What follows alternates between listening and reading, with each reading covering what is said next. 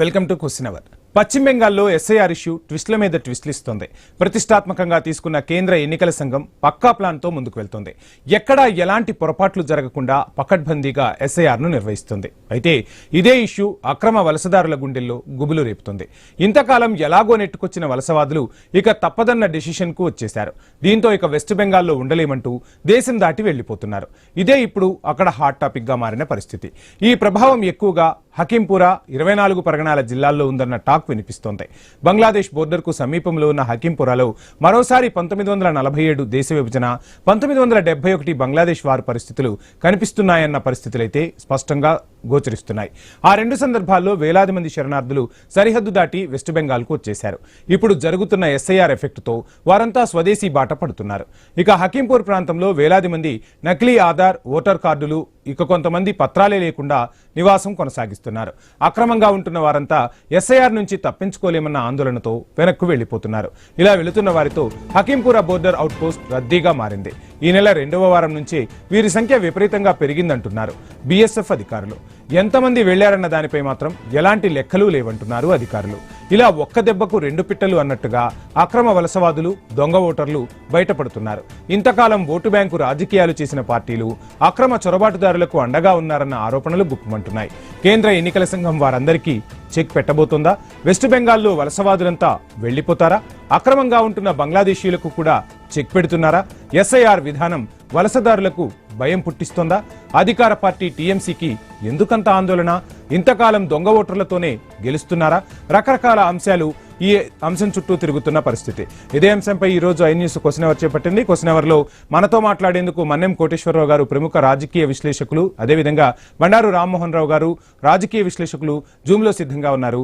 రామ్మోహన్ రావు గారు, మొత్తంగా చూస్తున్నాం ఎస్ఐఆర్ ఏదైతే ఎన్నికల సంఘం అమలు చేస్తుందో, ఒకవైపు తృణమూల్ కాంగ్రెస్ ఆందోళన బాట పడుతున్నప్పటికీ కూడా మొత్తంగా వలసవాదులైతే దేశం విడిచి వెళ్లిపోతున్న పరిస్థితి. సో ఎలా చూస్తున్నారు ఈ ఎస్ఐఆర్? నమస్కారం. మీకు అట్లాగే మన కోటేశ్వరరావు గారికి, ఐ న్యూస్ ప్రేక్షకులు నమస్కారం. 2 నిమిషాలు గమనించాలి. దేశవ్యాప్తంగా సుమారు 100 కోట్ల మంది ఓటర్లు ఉన్నారు. 97.5 కోట్ల మంది. ఏ లెక్క చూసినా కూడా మనకు 140 కోట్ల మంది జనాభా అనుకుంటే అది ఇంకా ఫిక్స్ కాలేదు. 140 కోట్లకు అట్లే అనుకుంటుంది.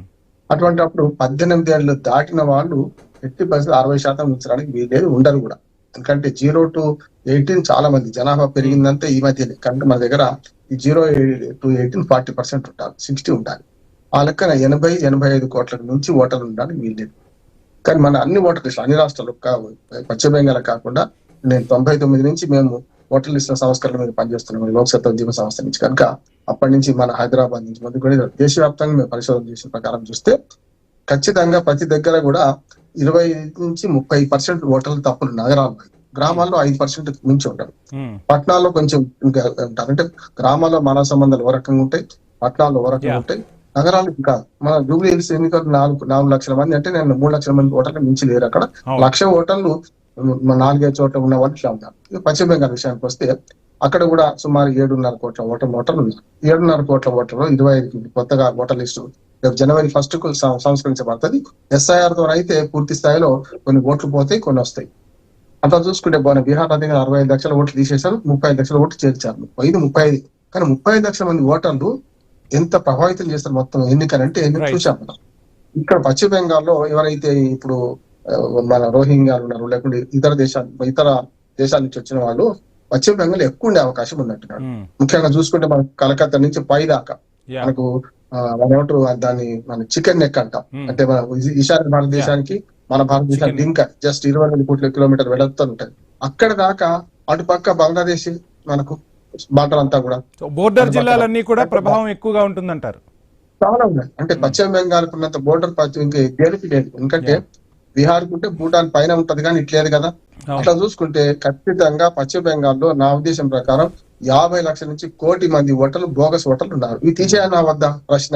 అంటే ఈ ఓటర్ లిస్టుతో ఎన్నిక జరగాలనేమో వీళ్ళు అంటున్నారు. నేను స్పష్టంగా చెప్తున్నాను, ఓటర్ లిస్టులో తప్పులు ఉంటే పోవాలి. అయితే ఇంకొక మాట మమతా బెనర్జీతో ఏకీవిస్తానండి. అర్హులైన ఓటర్లు పోవద్దు, అది కరెక్ట్. ఎవరైతే అర్హులు ఉన్నారో వాళ్ళ ఓటర్లు తీసేయద్దు. కానీ దొంగ ఓటర్లు 4-5 చోట్ల ఉన్న వాళ్ళను మన బయట నుంచి దేశాల నుంచి వచ్చిన వాళ్ళు తీసేయాలి. ఒక మాట చెప్పి ముగిస్తాను నేను. ఈ మధ్యన ఒక ఇంగ్లీష్ ఛానల్ ఒక పెద్ద సర్వే చేసింది. చిన్న చిన్న కాలనీకి 24 పరగణ కానీ లేకుంటే హకీంపేట ఏరియాలకు ప్రయత్నం చేస్తే ఇక్కడ చాలా మంది ఎట్లా ఉంటున్నారు ఇక్కడ అంటే మేము బంగ్లాదేశ్ నుంచి వచ్చినాం ఇక్కడే ఉంటున్నాం మాకు ఓటర్ కార్డు లేదు అది లేదని వాళ్ళు ఉన్నారు. ఇటువంటి అన్ని ఉన్నాయి కూడా. అంటే ఓటు బ్యాంక్ రాజకీయాల కోసం ఈ రాజకీయ పార్టీలు అన్ని కూడా ఆనాడు కాంగ్రెస్ తర్వాత కమ్యూనిస్టులు ఈ తమిళనాడు కాంగ్రెస్ ఇవాళ బీజేపీతో సహా అదే పనిచేస్తున్నారు. ఏం తేడా లేదు. వాళ్ళు ఓటర్లు కావాలి. బీజేపీకి అయితే కొంచెం మతం ఉంది కనుక ముస్లిం ఓటర్లు ఎక్కువ మంది ఉంటే కష్టం అని చెప్పి వాళ్ళు తీసేసి ప్రయత్నం చేస్తుంటారు. మిగతా 3 పార్టీలు ముస్లింల ఓటు బ్యాంక్ మీద ఆధారపడ్డారు కనుక ఇవి ఇట్లాగే ఉండాలి, తప్పుడు ఓటర్ లిస్ట్ ఇట్లాగే ఉండాలి. ఎస్ఐఆర్ ని వ్యతిరేకించే వాళ్ళందరికీ విజ్ఞప్తి ఏంటంటే మీరు తప్పుడు ఓటర్ లిస్ట్ ఇట్లాగే ఉండాలా లేదా, ఎస్ ను సరే సార్ను వ్యతిరేకిస్తున్నారా అభినందన, వ్యతిరేకించడం అంటే మీరు తప్పుడు ఓటర్ లిస్ట్ ఉన్నారని కోరుకుంటారు లెక్క. అట్లానే అవసరమైన ఓటర్ తీసేయొద్దు. ఆ పశ్చిమ బెంగాల్ ఎక్కువ మంది 1 కోటి మంది దాకా ఉంటారు అనుకుంటున్నాయి. అయితే వాళ్ళని తీసేయడం అవసరం అంటున్నాడు. అర్హులైన ఓటర్లు చేర్పించాల్సిన అవసరం ఉంది. రైట్. కోటేశ్వర గారు నమస్కారం అండి. మొత్తంగా చూస్తున్నాం ఎస్ఐఆర్ తో వలసదారుల గుండెల్లో గుబులు పుడుతుంటే కొన్ని రాజకీయ పార్టీలు కూడా ఆందోళన వ్యక్తం చేస్తున్న పరిస్థితి. మరోవైపు ఈ అంశం ఈ రోజు కూడా సుప్రీంకోర్టులో చర్చలు జరుగుతున్నాయి. 2:30 తర్వాత కూడా మరలా ఈ అంశం బెంచ్ ముందుకు వచ్చే అవకాశాలు కూడా కనిపిస్తున్న పరిస్థితి. ఎలా చూస్తున్నారు ఎస్ఐఆర్ అంటే అటు వలసదారుల గుండెల్లో గుబులు పుడుతోంది, కొన్ని రాజకీయ పార్టీలు కూడా భయాందోళన వ్యక్తం చేస్తున్న పరిస్థితి. మనకు రామ్మోహన్ రావు గారు చెప్పినట్టుగా ఓటు బ్యాంకు రాజకీయాల కోసం నిన్నటి మొన్నటి వరకు వీళ్ళను వాడేసుకున్నారని మనం భావించవచ్చు అంటారా ఏంటి? అంటే వీళ్ళు వెళ్ళిపోతే అక్కడ అధికారం కూడా చేజారిపోయే పరిస్థితులు ఉన్నాయని మనం భావించవచ్చు అంటారా? ఏం చెప్తారు? ఎస్ఐఆర్ మీద సుప్రీంకోర్టు అంతిమంగా ఏం చెప్తుంది అనేటువంటిది మనం వేచి చూడాలి. బెంగాల్లో ఉన్నటువంటి సమస్య వేరు, బీహార్ లో ఉన్నటువంటి సమస్య వేరు, అదే విధంగా మిగిలినటువంటి రాష్ట్రాల్లో ఉన్నటువంటి సమస్యలు. అస్సాం, కేరళలో కూడా ఈ అంశం తెర మీదకి వస్తున్న పరిస్థితి. కేరళలో ఎక్కడి నుంచి వచ్చారు? ఏమన్నా ఆకాశం నుంచి ఏమన్నా ఊడిపడరు కదా. కేరళలో వాళ్ళు తీసేదలుచుకుంటే, వాళ్ళకి వ్యతిరేకమైన ఓట్లు తీసేదలుచుకుంటే అడ్డగోలుగా తీసేస్తారు. కేరళలో అటువంటి సమస్య లేదు. బెంగాల్లో వచ్చినటువంటి వాళ్ళు ముస్లిమ్స్ ఉన్నారు, హిందూస్ ఉన్నారు. బంగ్లాదేశ్ నుంచి ఇద్దరు ఉన్నారు, 2 కమ్యూనిటీకి చెందినటువంటి వాళ్ళు ఉన్నారు. బీజేపీ వాళ్ళు ఏంటంటే హిందూస్ ని నిలుపుకోవాలి, ముస్లిమ్స్ ని బయటికి పంపించాలి అనేటువంటిది బీజేపీ వాళ్ళ వైఖరి. అదొక వాళ్ళ రాజకీయం. అది మొదటి నుంచి అస్సాంలోను బెంగాల్లోను అదే చేస్తున్నారు. ఇప్పుడు శరణార్థులుగా వచ్చినటువంటి వాళ్ళకి మతాన్ని కులాన్ని అంటగట్టి ఆ విధమైనటువంటి చేయటం ఏ విధమైనటువంటి మానవత్వం అనేటువంటి సమస్య ఇవాళ కాదు. అది వాళ్ళు వచ్చినప్పటి నుంచి ఉంది, అంతర్జాతీయంగా కూడా ఉన్నది. ఇదేమి కొత్త సమస్య కాదు. అందుకని అక్రమంగా వలస వచ్చినటువంటి వాళ్ళని మన దేశంలో ఓటర్లుగా చేర్చాలని ఎవ్వరూ కోరట్లేదు. అదేవిధంగా ఇప్పుడు బంగ్లాదేశ్ లో అక్రమంగా వలస వచ్చినటువంటి వాళ్ళు కొన్ని వేల మంది తిరిగి వెళ్ళిపోతున్నారు. సరిహద్దు విభజన లేదా బంగ్లాదేశ్ లో సాగినటువంటి సమరం సందర్భంగా అన్నట్లుగా మీరు చెప్పారు. అదైతే వాస్తవం కాదు. అంత అట్లాంటి ఇన్ఫ్లో అటు నుంచి వచ్చేవాళ్ళు కానీ ఇటు నుంచి వెళ్ళేవాళ్ళు కానీ అటువంటిది ఏమీ లేదు. అక్కడ బంగ్లాదేశ్ సరిహద్దుల్లో ప్రతిరోజు కొంతమంది ఇటు నుంచి వెళ్లేవాళ్ళు అటు నుంచి అక్రమంగా వచ్చేవాళ్ళు ఉంటారు. అది రెగ్యులర్ గా జరుగుతున్నటువంటి యాక్టివిటీ. పట్టుకున్న వాళ్ళని బయటికి పంపించేస్తారు. ఇప్పుడు కొంతమంది పెరిగారు అనేటువంటి వార్తలు వచ్చాయి. అది కూడా కొన్ని పత్రికలు ఫ్యాక్ట్ చెక్ చేసిందంటే బంగ్లాదేశ్ సరిహద్దులో ఉన్నటువంటి ఖాళీ ఉత్సవాలకు వెళ్లేటువంటి వాళ్ళని అక్కడ అంటే క్యూల్లో నిలబడి ఉన్నటువంటి వాళ్ళని కూడా బంగ్లాదేశ్ కు వెళ్లే వాళ్ళుగా చిత్రించారు అనేటువంటి వార్తలు కూడా వచ్చాయి. అందువలన అందులో నిజం ఉందా లేకపోతే మరొకట అనేటువంటి దాన్ని. రైట్. కోటేశ్వర గారు, బిఎస్ఎఫ్ అధికారులే చెప్తున్న పరిస్థితి 1942 తర్వాత 71 ఏదైతే జరుగుతున్నాయో అప్పటి సందర్భాలు మరలా ఇప్పుడు కనిపిస్తున్నాయని కూడా చెప్తున్న పరిస్థితి. ఏమంటారు దీని గురించి? నేను మీడియాలో చదివిన ప్రకారం బిఎస్ఎఫ్ అధికారులు ఆ విధంగా ఏమి చెప్పలేదు. మీడియాలో చెప్పిన దాని ప్రకారం అసలు ఎంతమంది వెళ్తున్నారు అనేటువంటి సంఖ్య కూడా చెప్పట్లేదు. గతంలో సింగిల్ డిజిట్ ఉన్నటువంటి వాళ్ళు ఇప్పుడు 3 డిజిట్స్ కి పెరిగారు అని చెప్తున్నారు తప్ప ఎంతమంది 5-6 గతంలో ప్రతిరోజు 5-6 అంటే ఒక పోస్ట్ కి సంబంధించినటువంటి నేను చదివినటువంటిది 5-6 వెళ్ళేటువంటి వాళ్ళు ఇప్పుడు ఎక్కువ మంది వెళ్తున్నారని చెప్తున్నారు. ఎక్కువ మంది అంటే ఎంతమంది ఉంటారు? 100 మంది ఉంటారు, 200 మంది ఉంటారు, 300 మంది ఉంటారు. మొత్తం బంగ్లాదేశ్ నుంచి వలస వచ్చినటువంటి వాళ్ళు లక్షల మంది ఉన్నటువంటి వాళ్ళతో పోలిస్తే 100 మంది 50 మంది వెళ్ళటం అనేటువంటిది అది పెద్ద అంశం కాదు. ఒకవేళ వెళ్ళినా గానీ అది అసలు ఇష్యూ ఎందుకు అవుతుంది? వెళ్ళిపోయే వాళ్ళ గురించి మనం దాని గురించి ఎందుకని ఇంత ఆందోళన మనం చెందాలి?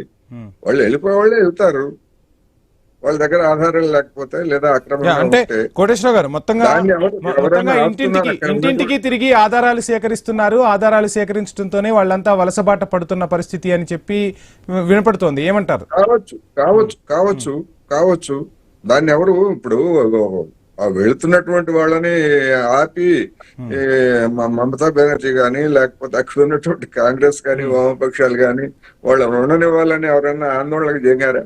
కాదు కదా. అతిశయోక్తులతోటి మనం వ్యవహరించొద్దని చెప్పేసి నా ఉద్దేశం. వెళ్ళే వాళ్ళని వెళ్ళామండి, మంచిదే కదా, మనం కోరుకున్నది అదే కదా, వెళ్ళామండి. కాకపోతే ఇక్కడ సమస్య ఏమొస్తుందంటే హిందువుల్ని అట్టిపెట్టి ముస్లింలని పంపించడం అనేటువంటి దగ్గరే వివాదం. అది ఇప్పుడు కాదు, గత కొద్ది సంవత్సరాలుగా నడుస్తున్నటువంటి వివాదం. అది మానవతా కోణంలో చూడాలి తప్ప హిందువుల ముస్లింస్ బంగ్లాదేశ్ నుంచి ఎందుకు వచ్చారు, ఎందుకు పోతున్నారు అనేటువంటిది. అందుకనే ఆ వివాదం అయితే ఇప్పటికీ ఉంటది, ఎప్పటికీ కూడా ఉంటది. కానీ అక్రమంగా వలస వచ్చినటువంటి వాళ్ళని నిలిపి ఓటర్ల జాబితాలు చేర్చారని ఏ రాజకీయ పార్టీ ఇంతవరకు అయితే ఎక్కడ ఒక్క పార్టీ కూడా ప్రకటన చేయలేదు. మరి రైట్ సార్. రామ్మోహన్ రావు గారు, మొత్తంగా చూస్తున్నాం SIR తో అక్రమ వలసదారులు అయితే వెళ్లిపోతున్న పరిస్థితి. మీరు చెప్పినట్టుగా రోహింగ్యాలు ఒక్క పశ్చిమ బెంగాలే కాదు, చాలా ప్రదేశాల్లో కూడా ఉన్నారు, హైదరాబాద్ లో కూడా కొంతవరకు ఉన్న పరిస్థితులు. సో ఈ SIR విధానంతో దేశవ్యాప్తంగా ఒక మంచి మార్పు రాబోతుందని మనం భావించవచ్చు అంటారా? ఏం చెప్తారు?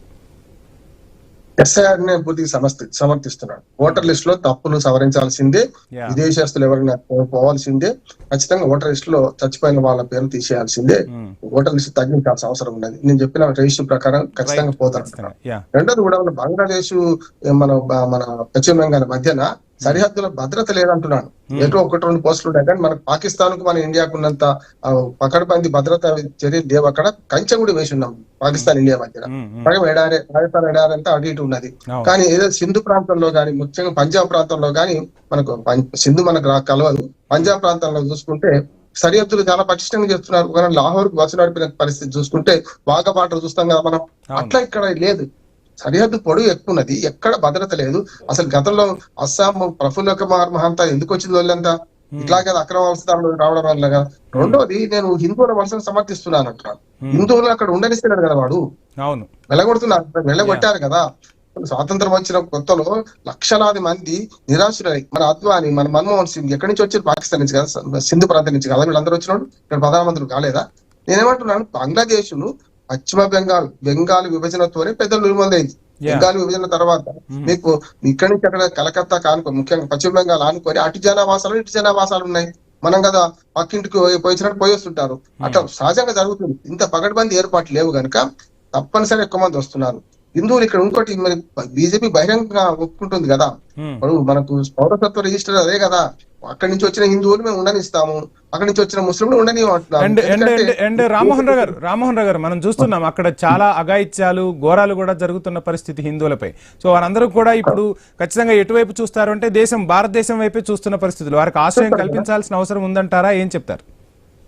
ఖచ్చితంగా ఉందండి. పౌరసత్వ రిజిస్టర్ తయారు చేసేది అది కదా. పక్క దేశాల నుంచి హిందువులు, ముఖ్యంగా పాకిస్తాన్, బంగ్లాదేశ్ నుంచి హిందువులు వస్తే మళ్ళీ ఇక్కడి నుంచే కాదు, మనము అమెరికాను సమర్థిస్తాం. అమెరికాలో ఇల్లీగల్ ఇమిగ్రెంట్స్ ఉంటే మంచిది కాదంటే ట్రంప్ కూడా నేను సమర్థించడం కరెక్ట్ కాదంటున్నా.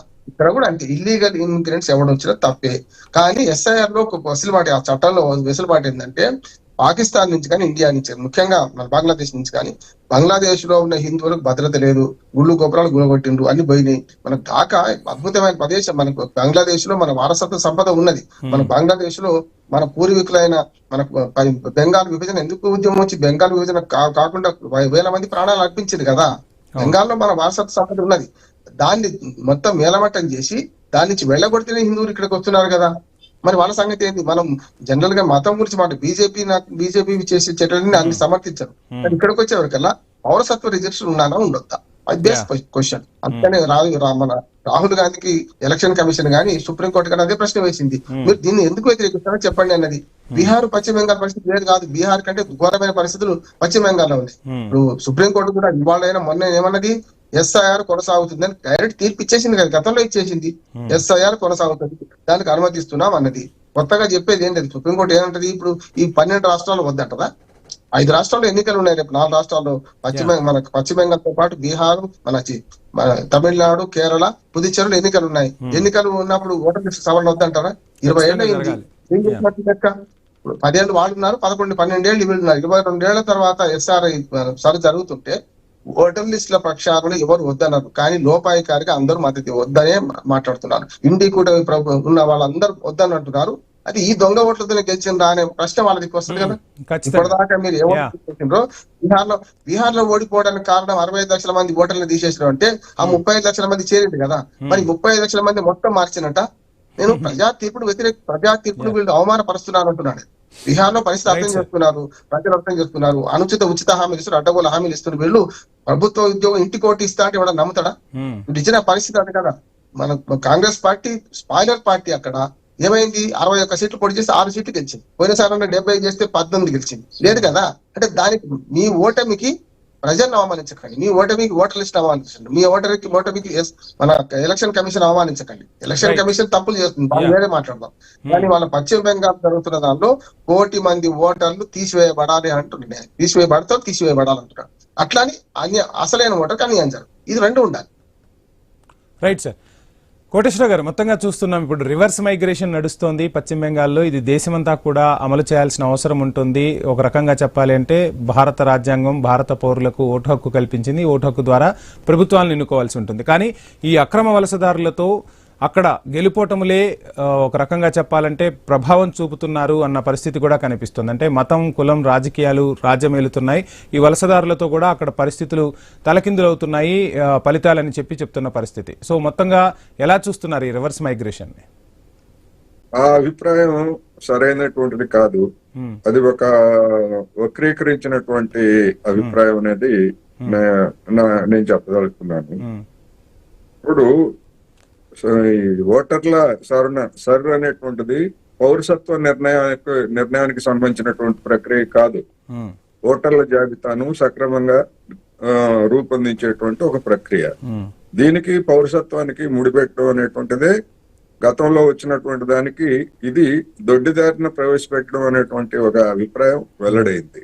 అందుకని ఎప్పుడో దశాబ్దాల నాడు 1971 సందర్భంగా వచ్చినటువంటి వాళ్ళని, అంటే 30-50 సంవత్సరాల క్రితం వచ్చినటువంటి వాళ్ళని, ఇక్కడ పుట్టినటువంటి వాళ్ళని నువ్వు ఆధారాలు తీసుకురా, అది తీసుకురా, ఇది తీసుకురా అంటే మరి అది ఒక విధమైనటువంటి సామాజిక సమస్యని సృష్టించేటువంటి అవకాశం ఉంది.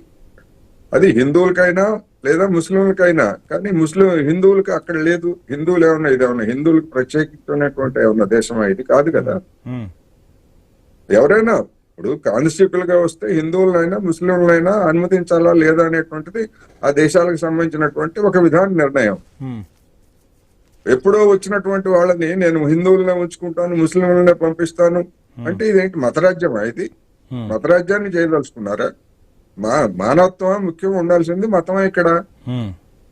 కానీ ఇవన్నీ కూడా చాలా తీవ్రమైనటువంటి సమస్యలు. ఇది ఒక ప్రత్యేకమైనటువంటి ఎజెండాతో అక్రమంగా వలస వచ్చేటువంటి వాళ్ళు హిందువులైనా ముస్లింలైనా ఇంకొకళ్ళైనా అందరి పట్ల ఒకే వైఖరి ఉండాలనేది నా అభిప్రాయం. అంతే తప్ప అక్రమంగా వచ్చినటువంటి వాళ్ళని అందరినీ కూడా కల్పించమనండి. ఇప్పుడు కేంద్ర ప్రభుత్వం మొత్తం ఆ వచ్చినటువంటి 1 కోటి మంది, ఇప్పుడు రామ్మోహన్ రావు గారు 1 కోటి మంది అని చెప్తున్నారు కదా. ఆ 1 కోటి మందికి మరి కేంద్ర ప్రభుత్వం అనుమతిస్తుంది కదా. ఇప్పుడు ఒకవేళ అనుమతిస్తుందో లేదో నాకైతే తెలియదు. 1 కోటి మంది ఉన్నారో లేదో కూడా తెలియదు. ఆ 1 కోటి మంది బాధ్యత తీసుకోమనండి కేంద్ర ప్రభుత్వాన్ని. తీసుకొని వాళ్ళకి పునరావాసం కల్పించమనండి. మొత్తం అసలు సంగతి తెలుస్తుంది. అందుకని ఇవన్నీ కూడా ఏంటంటే కొన్ని అతిశయోక్తులు ఇవన్నీ కూడా ఉన్నాయి. ఏమైనప్పటికీ న్యాయమైనటువంటి ఓటర్ని మతం ప్రాతిపదికగా లేదా మరొక ప్రాతిపదికగా ఓటు హక్కు నిరాకరించడం అనేటువంటిది అది దాన్ని ఎవరు సమర్థించకూడదు. అందుకని అటువంటిది ఏదైనా ఉండేట్లయితే డెఫినెట్ గా దాని మీద ఇండియా కూటమి పార్టీలు కావచ్చు, లేకపోతే మరొక పార్టీలు కావచ్చు, ఎవరైనా కానీ దాని మీద రైట్ చేయడం తప్పేం కాదు. జెన్యూన్ ఓటర్ అనేటువంటి వాళ్ళని ఎలిమినేట్ చేయకూడదు ఆ పేరుతోటి అనేటువంటిదే సమస్య. ఇప్పుడు నేను అందుకే చెప్పింది మొత్తం అన్ని రాష్ట్రాలకి ఒకే విధంగా. ఇప్పుడు కేరళలో కూడా అట్లాంటివి ఉన్నాయని చెప్తున్నారు. అంటే ఏంటి? కేరళలో ఎక్కడి నుంచి వచ్చారు, ఎటువైపు నుంచి వచ్చారు చెప్పండి ఎవరన్నా? తమిళనాడు ఉంది. తమిళనాడులో వచ్చినటువంటి వాళ్ళు ఎవరు? మరి శ్రీలంక నుంచి వచ్చినటువంటి వాళ్ళందరూ మరి హిందువులే కదా అక్కడ బాధితులుగా. కోటేశ్వరరావు గారు మొత్తంగా పశ్చిమ బెంగాల్ నుంచి రకరకాలుగా అంటే అన్ని రాష్ట్రాల్లో కూడా వస్తూ ఉన్నారు. ఇప్పుడు హైదరాబాద్ లో కూడా ఉన్నారు అని చెప్పి వినిపిస్తున్న పరిస్థితులు. అంటే పశ్చిమ బెంగాల్ ఒక గేట్వే అవుతుంది. ఆ గేట్వే నుంచి దేశంలో ఉన్న అన్ని రాష్ట్రాల్లో కూడా వీళ్ళు సరిహద్దు భద్రత కేంద్ర ప్రభుత్వం ఉంది. సరిహద్దు భద్రత కేంద్ర ప్రభుత్వం ఉంది. అక్రమంగా వలస వచ్చేటువంటి వాళ్ళు నివారించాల్సినటువంటి బాధ్యత కేంద్ర ప్రభుత్వం.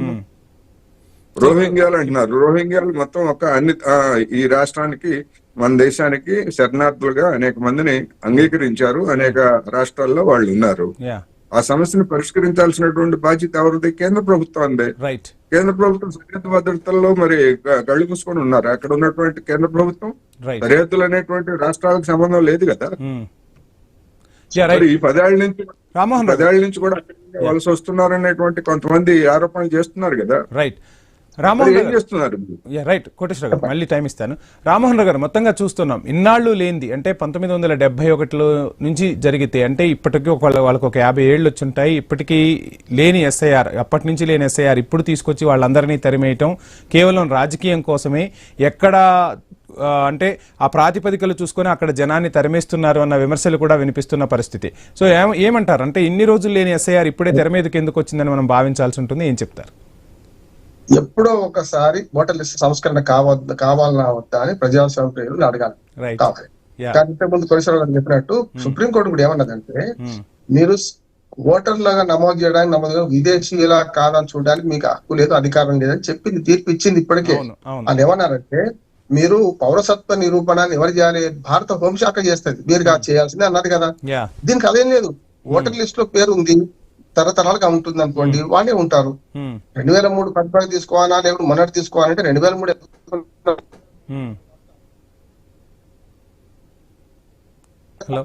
దాకా మొదటి ఎస్ఐఆర్ 20 ఏళ్ళు అయిపోతుంది.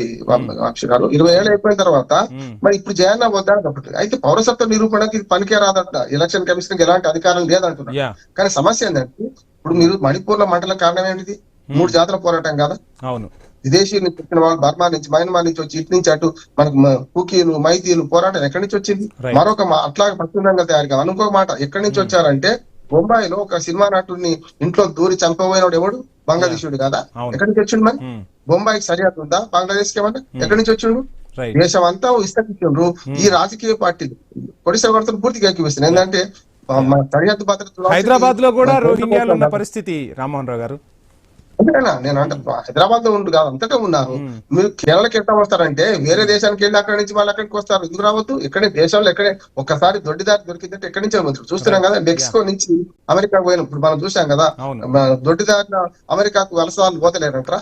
గుట్టలెక్కి, చెట్లెక్కి, బురదల నుండి శవాలు చచ్చిపోయి మెక్సికో నుంచి అమెరికా వస్తుంది, చచ్చిపోలేదా? అట్లా వస్తున్నారు. అయితే నేనేమంటానంటే, ఇది ఒక పార్టీ వైపు చూడొద్దు. మన దేశం, మనకు ఇల్లీగల్ ఇమిగ్రెంట్స్ మనం ఒప్పుకుందామా లేదా? బేసిక్ రూల్ అది. ఒప్పుకోము, ఎవడైనా ఒప్పుకోడు. అభివృద్ధి చెందిన దేశం అయితే కాకపోయినా. గతంలో మనకు అస్సాంలో జరిగిన సమస్య మన పశ్చిమ బెంగాల్ వచ్చి, పశ్చిమ బెంగాల్ నుంచి బీహార్కి వస్తే నష్టం.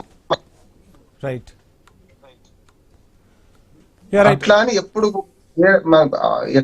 ఎప్పుడు కూడా మనం హిందువులని మనకు ఏవైతే మనకు పౌరసత్వ రిజిస్టర్ లో వాళ్ళు ఆల్రెడీ వచ్చి ఉంటే వాళ్ళు అంగీకరించాల్సిందంటే, హిందువులైనా ముస్లింలైనా అంగీకరించాలి కాదంటలేదు.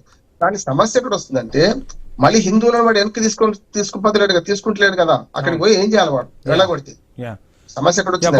కొంతమంది ఆత్మహత్యలు చేసుకుంటున్నారు, అటు వెళ్ళలేక ఇటు వెళ్ళలేక అనే కూడా వార్తలు వినిపిస్తున్న పరిస్థితి. ఢాకాతో సహా యూనస్ వచ్చిన తర్వాత, దుర్మార్గుడు యూనస్ వచ్చిన తర్వాత, యూనస్ మీద చాలా గౌరవం ఉండే నాకు. ఇది మంచి శాఖారోద్యమ నేత, నేను చాలా 2-3 ఆర్టికల్స్ రాసిన ఆయన గురించి. కానీ ఇప్పుడు ఆయన వచ్చి ఏం చేస్తున్నాడు? భారతదేశ భూభాగాన్ని మన బంగ్లాదేశ్ భూభాగం పెట్టుకుంటున్నాడు. అస్సాం నుంచి మొదలు పెడితే రాష్ట్రాలని వాడే నుంచి పెట్టుకుంటున్నాడు. అరుణాచల్ ప్రదేశ్ ఏమో చైనా కూడా చూపించుకుంటాడు. ఎట్లా మరిగా? అంటే ఒక దేశం అంటూ ఉండానా లేదా? నేనేమంటున్నాను, దేశ ప్రేమ, దేశభక్తి నాకు పెద్దగా ఏం లేవు. కానీ మన దేశం అంటూ ఒక దేశం ఉందా? ఆ దేశం ఉనికిని కాపాడుకోవాలా లేదా? అంటే పక్కింట్లో దొంగలు పడ్డారు, మనం మన ఇంట్లో పక్కిళ్ళు తగలబడితే మళ్ళీ కూడా తగలబడుతుంది కదా. ఖచ్చితంగా. రైట్. ఫైనల్ గా కోటేశ్వర గారు ఏం చెప్తారంటే, ఎస్ఐఆర్ తో మొత్తంగా ఏదైతే ఓటర్ల జాబితా ఉందో ఈ ఓటర్ల జాబితా సమూల ప్రక్షాళన కాబోతుంది అని చెప్తున్న పరిస్థితి. మమతా బెనర్జీ లాంటి వాళ్ళేమో ఖచ్చితంగా ఇక్కడ ఓటు హక్కు ఉన్న వాళ్లకు మేము అండగా నిలుస్తాము అని చెప్తున్న పరిస్థితి. కానీ ఈ ఇద్దరి మధ్య రాజకీయ వైరం అనేది స్టార్ట్ అయిపోయింది. వీళ్ళు వెళ్లిపోతే అక్కడ గెలుపోటములు ప్రభావం చూపుతాయి కాబట్టి వాళ్ళకు అండగా నిలిచే ప్రయత్నం మమతా సర్కార్ చేస్తుందన్న ఆరోపణలు కూడా గుప్పమంటున్నాయి. ఎలా చూస్తారు ఈ అంశాన్ని? గెలుపోటములకి ముడిపెట్టడమే దీనిలో పెద్ద రాజకీయం అంటున్నాను నేను. గెలుపోటములు వాళ్లతో కారణంగా అయితే గెలుపోటములు మరి తమిళనాడులో బీజేపీ ఎందుకు గెలవట్లేదు? అక్కడేమో వలసవారు లేరు కదా. డిఎంకే ఎందుకు గెలుస్తా ఉంది? ఆంధ్రప్రదేశ్ లో ఎందుకు గెలుస్తా ఉంది తెలుగుదేశం పార్టీ? మరి తెలంగాణలో ఎందుకు గెలుస్తా ఉంది? అందుకని దాన్ని గెలుపోటములకు ముడిపెట్టడమే అసలైనటువంటి రాజకీయం అంటున్నాను నేను. సమస్య ఉన్నది, సమస్య లేదని నేను అంటలేదు. జెన్యున్ గా ఉండేటువంటి వాళ్ళని ఎవరిని కూడా మమతా బెనర్జీ చెప్పినా లేకపోతే రాహుల్ గాంధీ చెప్పినా ఇంకొకటి చెప్పినా గానీ జెన్యున్ ఓటర్ ని ఈ సందర్భంగా వేధించొద్దు అనేటువంటిది సమస్య. వేధిస్తారా లేదా, ఏం జరుగుతుంది ఏమిటి అనేటువంటిది ఇప్పుడు ప్రక్రియ మొదలైంది కనుక డెఫినెట్ గా దాని మీద తర్వాత వివరాలన్నీ వస్తాయి. వివరాలు వచ్చినప్పుడు మనం మాట్లాడవచ్చు. కానీ ముందుగానే కొన్ని కన్క్లూషన్స్ వచ్చి ఈ కారణంగా మొత్తం అంతా కూడా వెళ్ళగొట్టేస్తే అక్కడ బీజేపీ వస్తుందనో లేకపోతే ఇంకో పార్టీ వస్తుందనో ఈ విధమైనటువంటి కన్క్లూజన్స్ ఆ లైన్స్ మీద చర్చ సరైనది కాదనేది నా అభిప్రాయం. Right sir. రామ్మోహన్ రావు గారు ఫైనల్ గా ఏం చెప్తారు? మొత్తంగా ఎస్ఐఆర్ తో ఎస్ఐఆర్ సంస్కరించిన తర్వాత 65 లక్షల ఓట్లు చోరీ అని మొదలుపెట్టింది కదా. మరి హైదరాబాద్ జూబ్లీ కాంగ్రెస్ పార్టీ మొదలుపెట్టి ఇక్కడ కూడా ఓట్ల చోరీ, మన బీఆర్ఎస్ మొదలుపెట్టి ఓట్ల చోరీ, కాంగ్రెస్ వ్యతిరేక అవును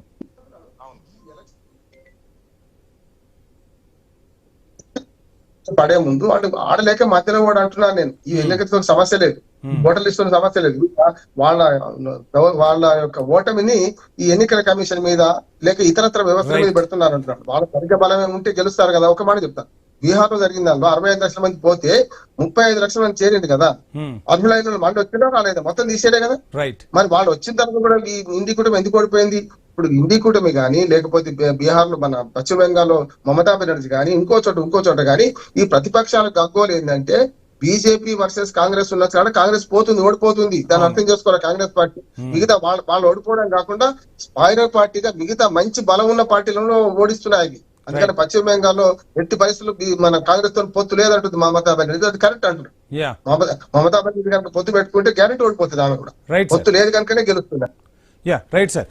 చర్చలో పాల్గొన్న రామ్మోహన్ రావు గారికి, కోటేశ్వరరావు గారికి ఐన్యూస్ తరపున ప్రత్యేక ధన్యవాదాలు. మొత్తంగా ఎస్ఐఆర్తో దేశవ్యాప్తంగా వలసదారుల గుండెల్లో అయితే గుబులు పడుతున్న పరిస్థితి. కొన్ని రాజకీయ పార్టీలు కూడా ఎస్ఐఆర్ను వ్యతిరేకిస్తున్నాయి. కానీ ఎస్ఐఆర్ను ఖచ్చితంగా అమలు చేసి తీరుతామని ఎలక్షన్ కమిషన్ చెప్తోంది. ఎలక్షన్ కమిషన్ స్వయం ప్రతిపత్తి గల సంస్థ. రాజ్యాంగంలో దానికంటూ కొన్ని హక్కులు, విధులు, పరిమితులు ఉన్నాయి. సో స్వయం ప్రతిపత్తి సంస్థలను రాజకీయ పార్టీలు ఎప్పుడు కూడా ప్రభావితం చేయకూడదు. ఎస్ఐఆర్ అమలు కావాలి. దేశం మొత్తం కూడా ఒక సమగ్రమైన ఓటరు జాబితా ముందుకు రావాలి. ఎందుకంటే అతిపెద్ద ప్రజాస్వామ్య దేశం అనేది ప్రపంచంలోనే. ఈ ప్రజాస్వామ్య దేశంలో ఓటు హక్కు అనేది చాలా బలమైనది. ఆ ఓటు హక్కు పట్ల ఎస్ఐఆర్తో ఒక నిర్దిష్టమైన ప్రమాణాలు అయితే ఏర్పడతాయనేది చాలా మంది విశ్లేషకుల నుంచి కూడా